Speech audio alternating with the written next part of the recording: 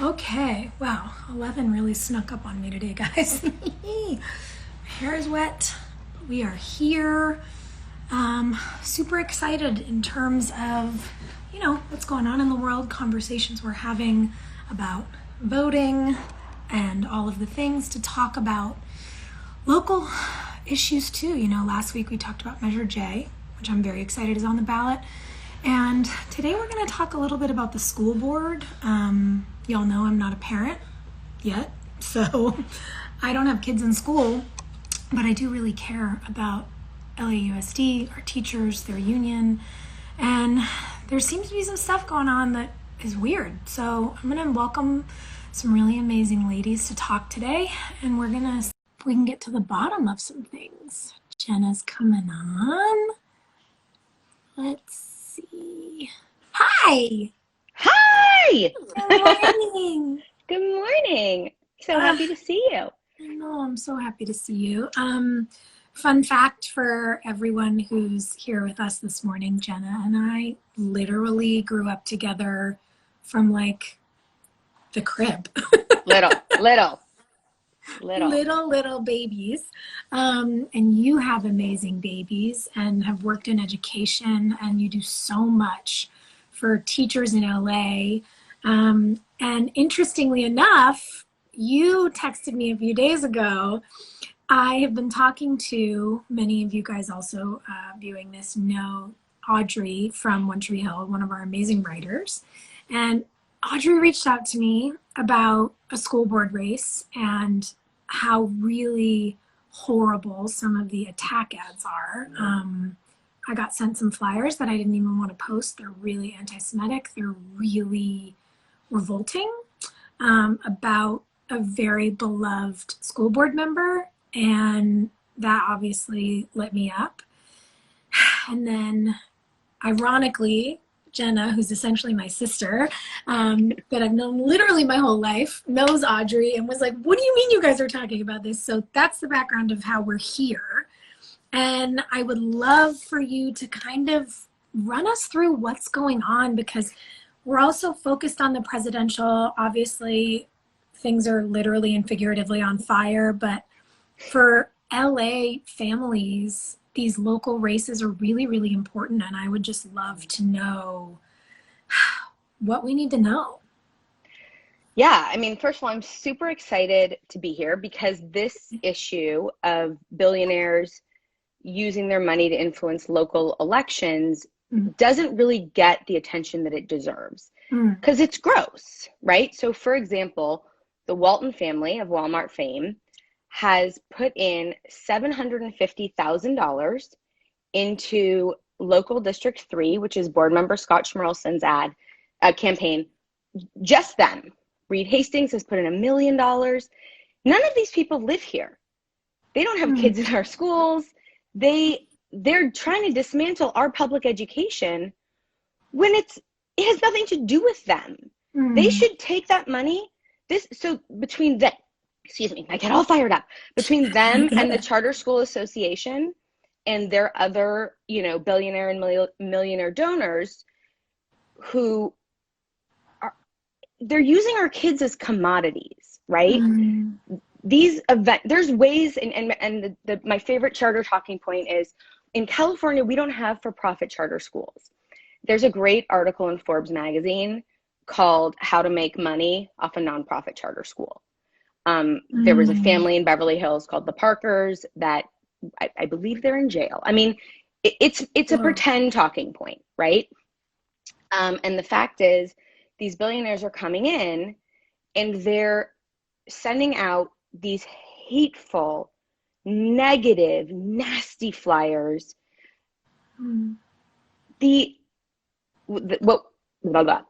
truth of the matter is, they really should go and do something useful. If they're concerned about the state of public education, and frankly, everyone should be, it's woefully underfunded. California is the 5th largest economy in the world, and I think we're like 44th, that could be the wrong number, but it's close, in spending on education. We spend more money on jails than we do on our schools.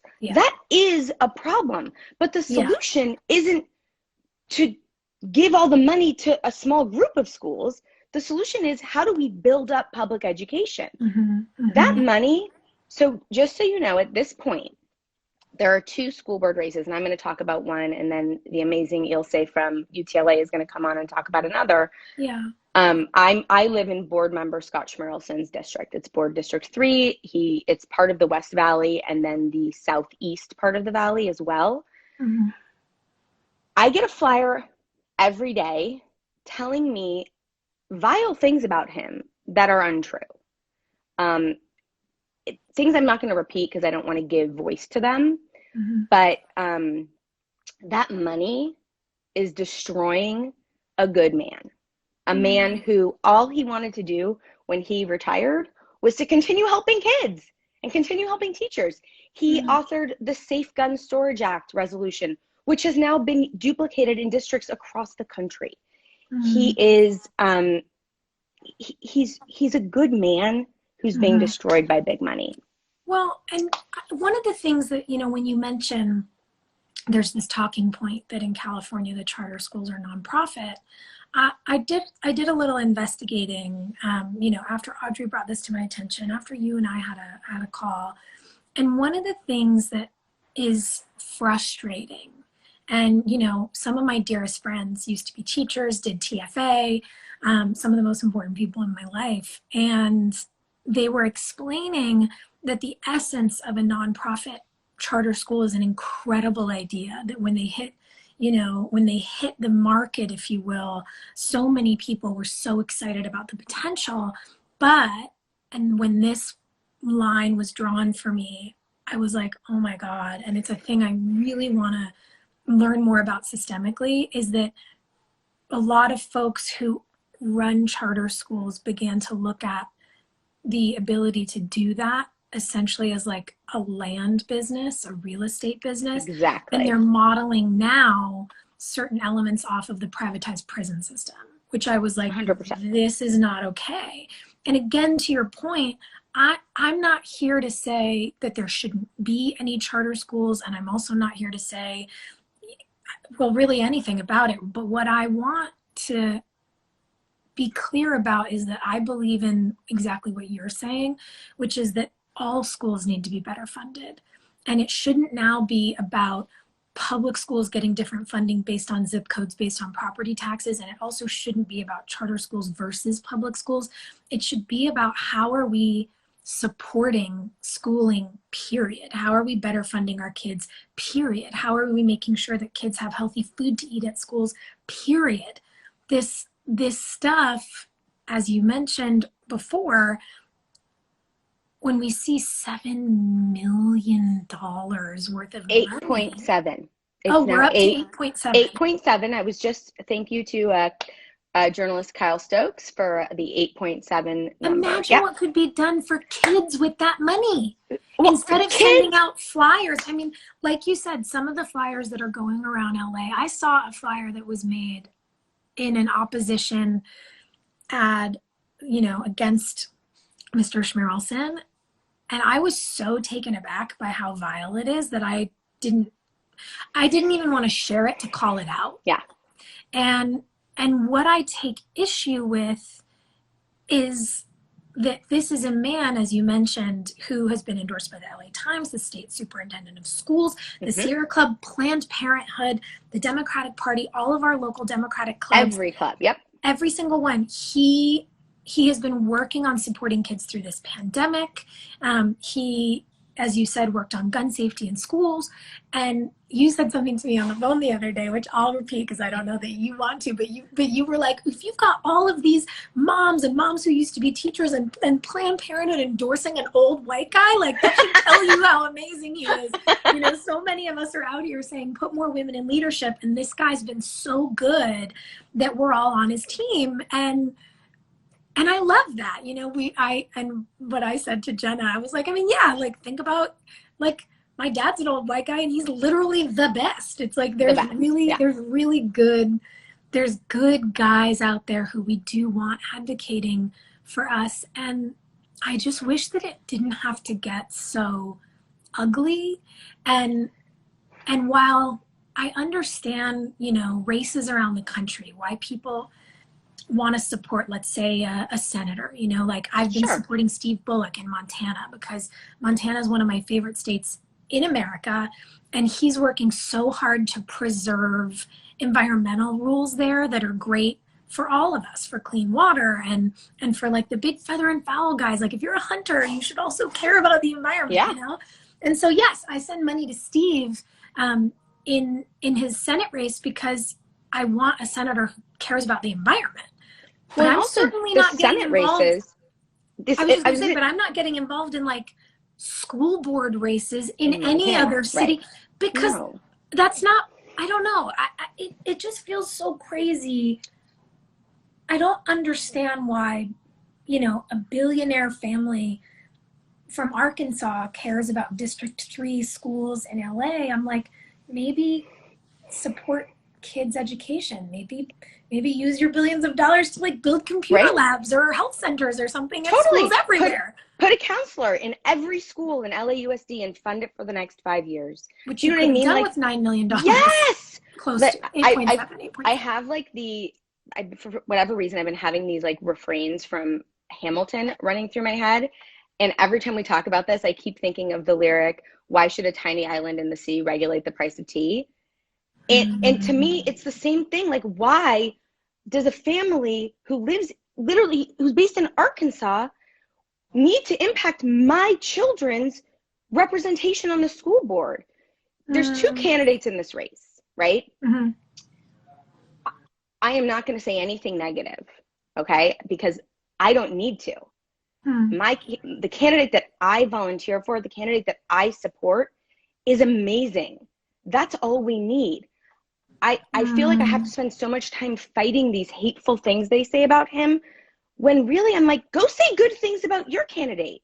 Why don't you have good things to say about your candidate? Why is all you have to put ours down? He doesn't deserve that. He deserves to go. He's not a politician. Do you know how hard it is to get him to advocate for himself? I'm like, tell them all the good things you've done. He's like, oh, no, that would be uncomfortable.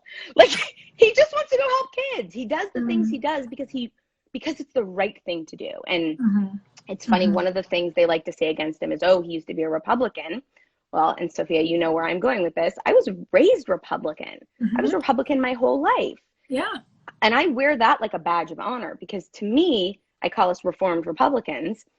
If you can have the wherewithal to be informed enough to make your own decisions and realize, you know what, this really isn't where my values are. I actually feel differently. And to take the step to make that change, that's a strength. That's not a weakness. How incredible that a reformed Republican is the only endorsed Democratic candidate. Planned Parenthood, Sierra Club. Speaking of Sierra Club, I did the math, or someone actually did it for me, but they gave me the info. At this point, Scott Schmorlson's opponents' supporters have sent out over 5 million pieces of mail, which equates to 500 trees. Do you know how bad that is for our environment? Yeah. All this mail, and by the way, it's not recyclable, the paper. Right. It's just landfill. Like glossed growth. Yeah. Something that I take issue with here again in researching the race, because, you know, your kids are my niece and nephew. Like we are not related by blood, but you are the closest human. You are like my big sister, and they're my family. And to know that something is affecting the two of them makes it matter to me. And so again, when this stuff got brought up, when Audrey brought it to my attention and you and I started talking about it, I know you don't want to talk about Scott's opponent, but something that really sticks out for me with the woman who's running against him is that she very actively supports organizations that are not pro-women, and she actively supports organizations that believe that religious beliefs should inform law, should inform what we teach kids in school. And one of those organizations not only wants to change state mandated health curriculum, which affects our students and how they learn about their bodies. But one of the organizations she's a part of and supports vehemently opposes gay marriage. Yeah. And I think about my two best friends, Paul and Jordan, and their two daughters who are 10 years old, who love their dads more than anything on earth or anyone on earth. And I think about what it would be like if they had to go to a school where they were taught that their dads and their love and their family is bad. Yeah. That someone could be in charge of a school board seat, and especially in a place like LA, which is such a safe haven and such a welcoming community for our LGBTQ communities, the idea that someone who's going to say that those families aren't right could be in charge of children's education feels so inappropriate to me, and it makes me really upset. And so while I respect that you want to talk about, Scott's teaching career and all of the wonderful things that he's done, and as do I do think it's important to know what he's up against, and everyone's allowed to believe what they believe, but when you try to use your beliefs to influence political justice and freedom and equality for other people, I think that's a really slippery slope. I think it's one of the things I also want to point out is, so 80% of LAUSD lives in poverty, which is, when you think that there's almost 600,000 kids in the district, 80% is a really huge and scary number. Yeah. Planned Parenthood partnered with LAUSD to create these wellness centers at high school campuses. My friends who are high school teachers, they're like, this is where our kids get wellness checkups. They get birth control there. They get, one of my favorite statistics is that when a Democrat is president, abortions are way lower. Abortion rates fall always. They were historically low during the Obama administration years. Historically low. Yep. And so and the only thing I'm going to say about his opponent is, in a candidate forum that I attended, she was asked, do you support these wellness centers? And to me, I'm like, that's a no-brainer, right? Like, they're not, even if you are to the right, they're not like performing abortions in between 5th and 6th period, right? Like, these are wellness centers. They're providing kids with education about their bodies, how to keep themselves healthy, safe. Homeless kids, unhoused families. And she didn't. And she said she didn't support them. And to me, I'm like, because I just want to clarify, because there's two separate things we're discussing, that they partnered with Planned Parenthood on wellness checks and checkups and the opportunity for kids to have reproductive care. But that has nothing to do with, by the way, the less than 2% of all the things Planned Parenthood does. Any conversation about abortion is a separate health 100%. Clinic. But what and that's we're what talking I'm saying. about it's is not, right. I just want to make sure people who are watching know what we're saying. And the thing is, what a lot of people forget is that so many men get care at Planned Parenthood as well. 100%. So to your point, Jenna, what we're discussing is that these wellness centers they're health clinics on campuses to serve underserved kids, boys and girls, and students who don't have anywhere else to go to a doctor to get a checkup, and especially for girls, young women who are menstruating, or students who are menstruating, who might be suffering from like period pain or early, endometriosis symptoms or whatever that are affecting younger and younger kids now. To be able to go and get treatment, to be able to go and see a doctor and have help is meaningful when we're considering that so many of these students don't have access to healthcare anywhere else. Yeah. And it's really sad that someone would politicize their feelings about Planned Parenthood as a national health clinic, and kind of weaponize that against students. Yeah. That bothers me. I do want to ask you, when we talk about Scott, and you said he's the one representing the school that your kids go to.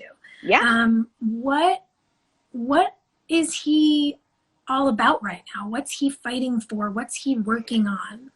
So and this is kind of what I wanted my final point to be before I jump off to let Ilse come on, is we're in a pandemic. Our kids are not in school, right? Mm-hmm. So Scott, on March 13th, the last day of school, immediately posted online. He has been present. He has hosted over 100 virtual events or attended 100. Oh, he has either hosted or attended over 100 virtual events since the pandemic. He has been advocating for our kids. He has been in talks with the district since March about how to get our kids back to school safely, how to get our special education students back to school safely, our English language learners. He has been in these conversations since March. And if we've learned one thing, other than the 7 billion things we've learned from the Trump presidency, is that experience matters. Experience is important. We elected a buffoon as president, and now we have 210,000 people who are dead, right? We have, amongst a million other things. And look, I don't have a crystal ball, but I am going to venture a guess that had somebody with experience been running the country, things would have been a little bit different. And so when I look at the two options, right, we have one person who has already been working on this since March, who was a principal, was a school counselor, was an assistant principal, was a teacher, has all of this experience. We have him, or we have somebody who is a staff member at a charter school. We're in a pandemic. It's all hands on deck. We need someone who knows what they're doing, and there's only one person who knows what they're doing. So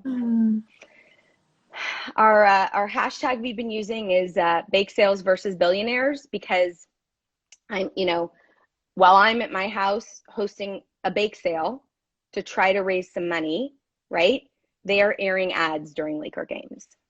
And it's really hard for the good guys to win, the good girls, the good people to win when we're being just beaten by money that has nothing to do with us. So thank you, Soph. I mean, thank you. You guys are up against a lot, and it just makes me think for anyone who's with us right now, it's so important to get plugged into your local elections, because this is what matters. This is what sets policy for our kids.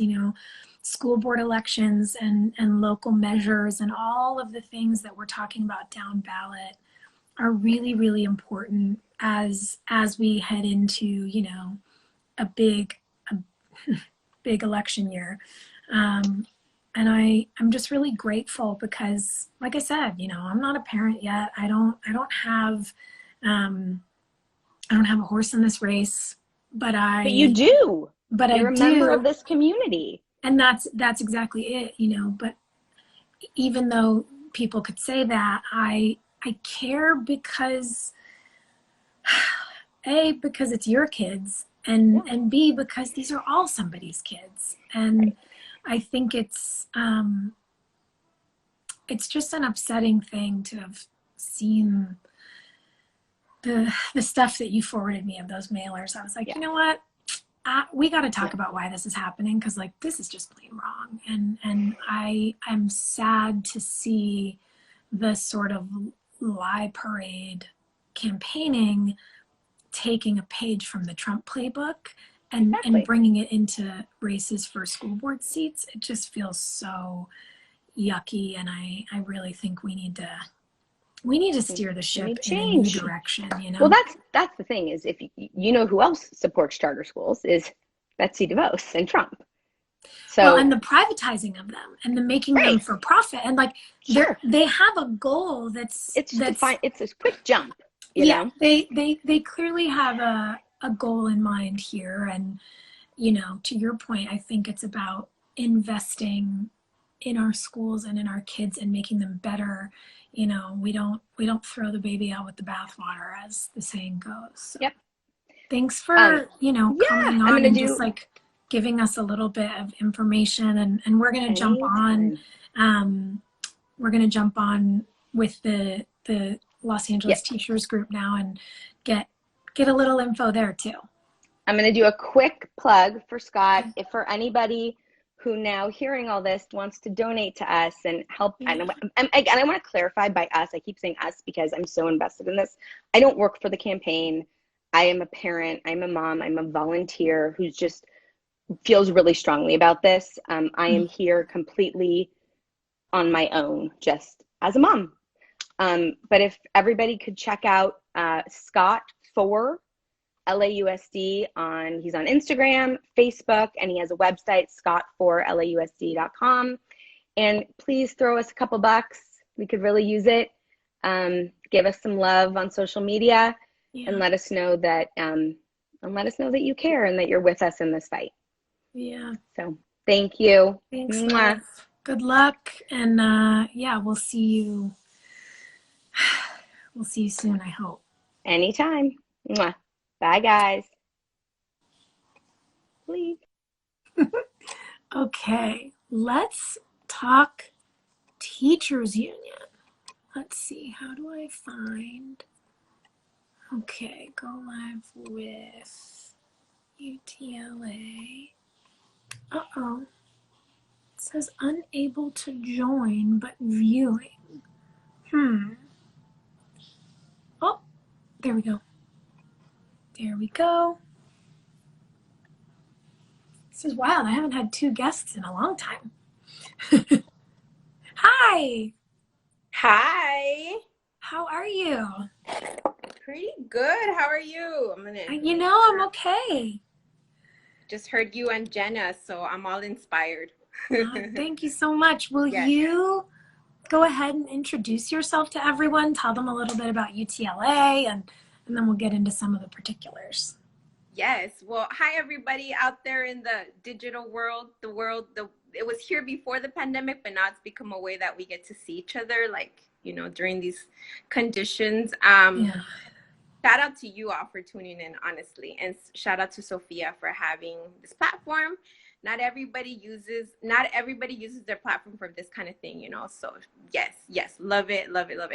My name is Ilse Escobar. I'm a UTLA. I'm a staff at UTLA United Teachers Los Angeles. If you haven't heard of us, today you have. We are a union representing 33,000 educators in LAUSD schools, ranging from the West Valley, Valley West, all the way to the Harbor, San Pedro, East LA, South Central. That's all us. We touch Watts, so that's 900 schools, about 900 schools in LAUSD. So we're the heart of LA. And so I'm here a parent and community organizer, meaning I work with parents and teachers in different areas throughout the 4 years that I've been at UTLA, organizing to win things like more funding for education, radical things like get more money for our schools, make sure we have a nurse at every school. Sophia, did you see the strike? Were you part of any striking schools last year? What'd you hear about it?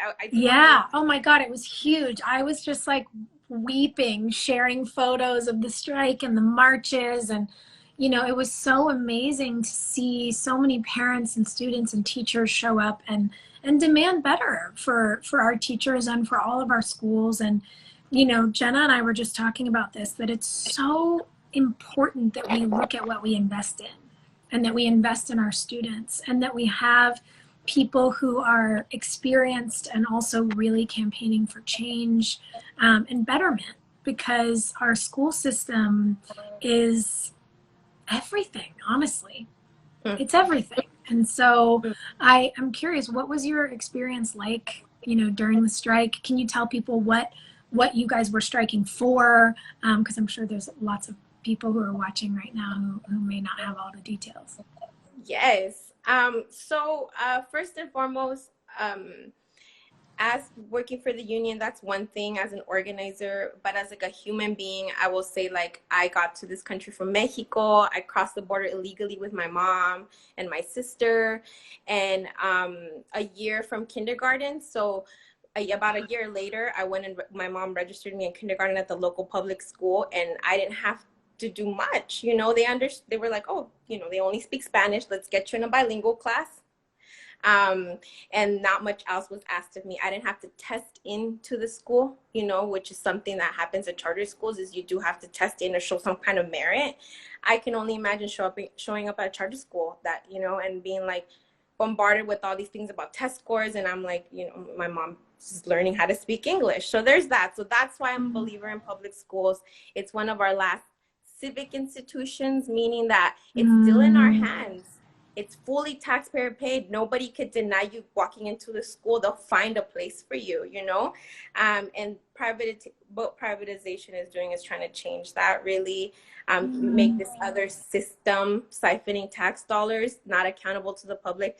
Nobody on a charter school board is publicly elected, folks. Nobody, right? So that's, yeah.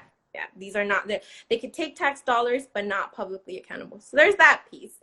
And so that's why I believe in public education. So when I started youth organizing, and now I'm part of UTLA in LAUSD, some of that was, I mean, we've all known the things our schools need in LA. If you've been to an LA school, you know, and which is really sad, is there is not a nurse at every school every single day. Just that basic, Sophia. Like to this day, even though we want it in the contract, it has not been implemented because of a general lack of funding. Really, it comes down to funding. Education has been, just that one thing, though. You know, what do you? I mean, yes. How does that land on you? Just saying, just that one piece. Yeah. I mean, you know, it's hard to hear. I think there's a lot that we assume works and that we assume is happening. And knowing what underfunding looks like in practice, knowing that kids don't have access to a nurse at school, knowing that a lot of schools, you know, for example, I know that this kind of went viral on the internet years ago, but like schools classified pizza as a vegetable because it has tomato paste. Like, come on. We have to think about the environment our kids are in, the way that they're learning, what they have access to. And as you said, you know, for me, thinking about the responsibility we all have as a constituency, as citizens, as residents, to pay into a system that is meant to benefit everyone, you know? Yeah, like roads exist because of taxpayer dollars, and you know, city lights exist because of taxpayer dollars, and public schools and libraries and these things. Like this is the sort of honor of being in a country, is that you pay into a system that takes care of everybody. And it's frustrating to think about taxpayer dollars not actually going where they're supposed to go, and B, a system that can take that money but then doesn't have to tell us what they do with it or how the people running it are running it. And then, you know, we were saying earlier, like the fact that on this little local District 3 school board race in LA, like there are district races going on in every single city and in every single state in the country, you guys. And the fact that over $8 million has been spent to send out mailers in this race, I'm like, do you know what you could do for kids with $8 million? Do you know how many nurses you could hire? Do you know, like, what are we doing? I think we've kind of lost the plot on how we're supposed to show up for each other. And I hear these detractors saying like, you know, well, schooling is broken and it needs a new, and I'm like, okay, blah, blah, blah. What it needs is an infusion of funding. What we need is to figure out ways to, you know, make teachers' lives better so they can make their students' lives better. We need to take care of our people so they can take care of our kids. And it's like, I don't know. I'm curious for you, you know, when you talk about the teachers union, when you talk about the people who are leading, I'm literally like looking at my notes because I took so many notes to get ready for this. When you talk about the people in your space who are leading, you know, and as you said, you're a community leader, you're an organizer, like who are the candidates in this race that you believe in here in LA? Who and what rather are they pushing for and supporting, and how can we help. Oh, y'all, the Wi-Fi. Let me turn it off on my computer and see if that helps. I can hear you. Are we all connected? Oh, there we go. We're back. We're back. I think we're back. So cool. I was. All right. Oh, you got it. Okay. So we were. Oh, no. Y'all, why must the internet be like this? We're all working from home. You know, we need to be able to be connected.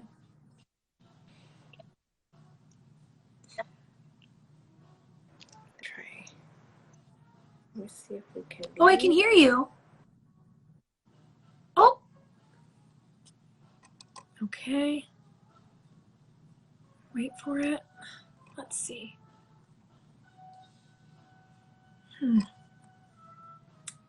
I can see you, but it says unable to join again. I don't know why that is. Oh no. I was really getting excited to geek out on measures and options for teachers. Wait for it. Maybe? Maybe? It says waiting. Oh, the technology that connects us is also the most frustrating thing in the world. Ha-ha! Okay, we're back. I love it. I love it because we just modeled sort of what's happening at homes right now with distance learning, sort of. I think about this every day. So many kids are having a hard time. So many kids don't have access. And I think about, you know, obviously we're talking about our local election here and the LA school board and the teachers union. And I know so many students, especially who are living, you know, on or below the poverty line here, like don't have digital access. And then I think about our kids around the country, you know, kids in rural communities that don't have high-speed internet, that don't have the opportunity to connect with their teachers and to learn in the way that they deserve to. And it's just like, it kind of breaks my heart, and it really makes me hopeful that those are issues that, you know, both in the city and around the country, that we can really all unite to tackle, because I don't think there's anybody who can sit well with that idea that our kids are struggling to learn right now. That's right. And, you know, I think so going back to your original question, sort of but still connected, right? Basically what you're saying around like distance learning and all the issues coming up, those issues were there before the pandemic. And so what happened, the pandemic sort of made us see like, oh my God, these are the places in society where I would say we haven't been doing right by, you know, like self accountability here, right? Like, was I advocating enough before this about the environment? I mean, this pandemic is sort of, we know it's connected to the climate crisis. Was I advocating enough on like Wi-Fi issues, you know, throughout community, everyone connected before the pandemic? So what the pandemic forced us to see is like, these are the areas where you are all leaving some folks behind. And then connected to the candidates, you asked about who's up for this election. We have Scott Schmerelson in Board District 3, which Jenna out of this board. Jenna's like an amazing parent leader in LAUSD. People know Jenna. We have in Board District 7, Patricia Castellanos. She is, folks, Patricia Castellanos, if you live in LAUSD Board District 7, it ranges from like Stanton to the harbor, like what's called the harbor area. It has a little bit of Watts too. So that's Southeast LA, you know, some of it. Yeah. And Patricia Castellanos, she would be the first and only, she would be the only parent on LAUSD school board, meaning at the moment on the school board, there is not that parent voice at that elevated place. You know, we do have parent voice in different areas, and we're building as organizers more, but to have a parent represent, not only that, but like a community leader And lo and behold, the other side, the charter industry is trying to get on the school board. We think that is ironic, right? Like, this is actually the highest level of being involved in your schools, you know, your child's school. So got Patricia Castellanos. We are us. If you all like phone banking, and if you don't like phone banking, trust me, you're probably good at it. You just, you know, because you're passionate, it starts from the heart. LA Teachers Choice Proposition 15, which we said a little bit. It is the state-wide ballot. And it close a tax loophole for big like Chevron and Disneyland, the big ones, yo, who've been using like this shady tax loophole. You all know, people know how to use loopholes and tax stuff, you know? So they've been using that to not pay their fair share of money that goes to the schools. So that's all this is nothing to do with renters or homeowners. This is for that top 10. Like, it's really like billionaires against the people. Yeah. So those are the two. And what's crazy to me, I read a really interesting article that essentially broke down how the baby boomer generation, you know, this massive voting bloc became so powerful, and that they had all of these incredible legislative measures when they were coming up, when they were our age, right? And there were protections in place to create an American middle class. And then as those baby boomers got older, they essentially legislated against all of those things that had allowed them economic success and reduced tax on these upper echelons. And now, you know, there's this big like right-wing talking point about how like the left is going to raise your taxes. And it's like, if you're not Chevron or Disneyland, like you probably shouldn't care about it. And those companies, you know, corporations have to, as you said, pay their fair share. They have to contribute to the economy that is the one that supports them in the first place. So I'm all for a little bit of restructuring here and figuring out how to make sure that, you know, we're not leaving our kids behind. We're not leaving average American workers behind. We're not leaving our teachers behind.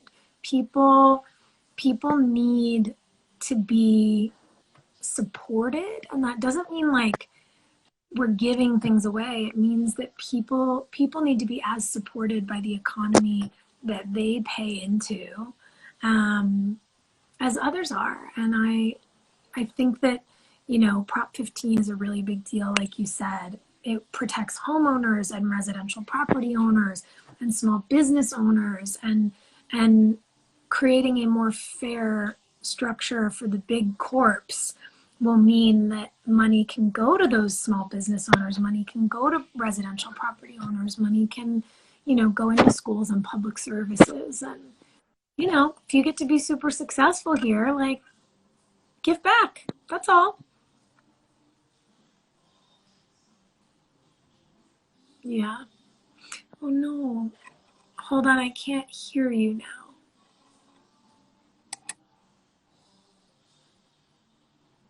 Wait. Can you hear me now? And there we also, go. like, I think something is it just not? Oh, it's cutting out so bad. I love what you just said, because shoot. I mean, this is exactly the problem we're talking about. Like, I think about all the kids who are trying to do Zoom school like this, and I can't imagine how hard it is for them. Well, I have a hunch that our connection's not going to get any better, so I want to encourage people, and if it does, great, but just in case it doesn't, I want to encourage our local voters. As you said, Patricia Castellanos is an amazing candidate. Prop 15 is really going to help our students, and there's a lot more that you guys can learn if you go to lateacherschoice.org. So if you or anyone you know or love, you know, is involved in the LAUSD, please point them to lateacherschoice.org. And wherever you are, you know, if you have a student in your life, if you were once a student who loved school, whatever it may be, really make sure that, you know, you're informed on your local elections for your school districts, because they really matter, and the future of our kids matters. And hopefully we can keep those things about the kids and less about, you know, outside influence, because they deserve that. Cool. Thank you so much for joining me. I really, really appreciate it. And thank you to everybody who tuned in today.